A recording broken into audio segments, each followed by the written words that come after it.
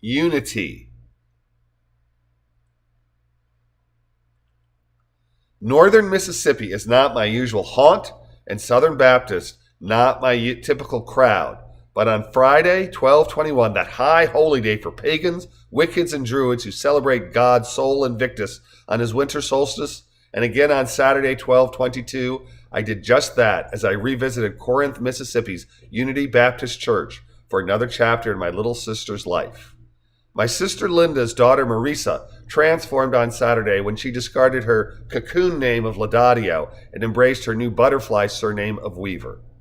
I, along with hundreds of others in Unity's faith community, were privileged to witness the bestowing of surname Weaver upon my tiny niece by her towering groom Josiah. Mr. Josiah Weaver and bride Marissa, a lovely, loving young couple if ever there was one, were the impetus for my return to Unity, a church I had previously visited only under the most grievous of circumstances.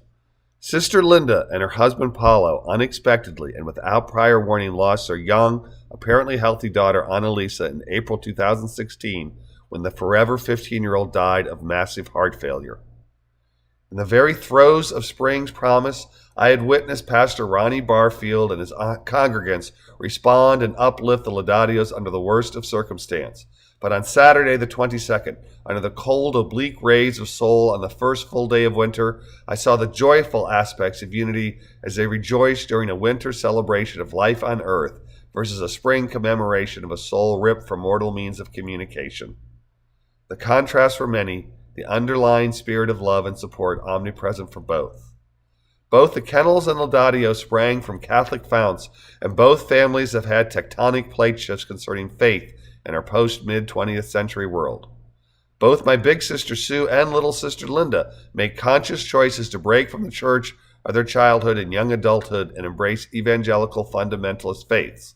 Sue following after her husband Brian's pillar of piety prior to their marriage, and Linda taking the steps towards conversion with her Catholic-reared spouse Paulo when he found that Catholicism, the faith of his fathers, was not the holy faith he could embrace and feel embraced by.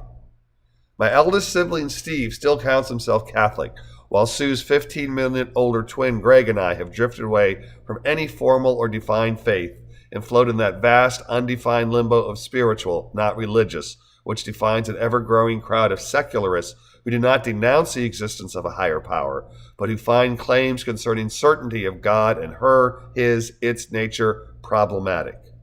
Amorphous best describes my view on God, and secular humanist my worldview, but just as it doesn't take a bird of a feather to see that another flock is flying high, this black sheep is always impressed with Unity's, unity, and its desire to bring me into the fold. It ain't gonna happen, but the offer's always there and always appreciated. We Kennel, Laudadio, Davis siblings have not a truce, but a peace accord, a peace that can be trying for all. Many people are offended when folks in the faith community evangelize or proselytize to them, but I view religious solicitations as they are intended, loving, open-armed invites into a world of everlasting love and life. Just because their shoes pinch my feet, that doesn't mean I need to reject harshly their offer of soul support, just firmly. And when I am surrounded by the mass of Unity, I try to watch what I say, not to be duplicitous, but rather so as not to offend the hospitality of the gracious people who love and support one another in the name of Jesus Christ.